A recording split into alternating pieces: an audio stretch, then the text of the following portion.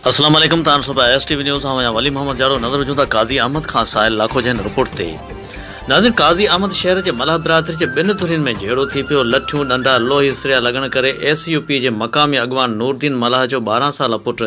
सदाम हुसैन मलाह सरफराज वलद मुमताज़ मलाह अज़ीज़ वलद मुमताज़ मलाह सख्त ज़ख्मी थी पिया ज़ख्मीन के अस्पताल आंदो वियो साफ़िन सां ॻाल्हाईंदे एसयूपी अगवान नूरदीन मलाह चयो त मुंहिंजो पुट सदाम हुसैन दुकान ते वेठो हो जंहिं मथां बिला जुआस वहीद मलाह फयाज़ मलाह न्याज़ मलाह नवीद मलाह रमज़ान ऐं बच्चू जतोई लठियुनि डंडनि ऐं लोही सिरियुनि सां हमलो करे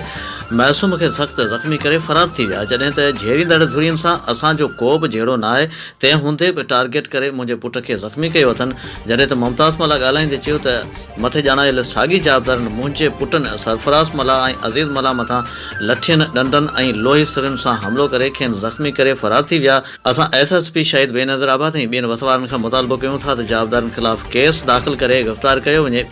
ऐं असां सां इंसाफ़ कयो वञे।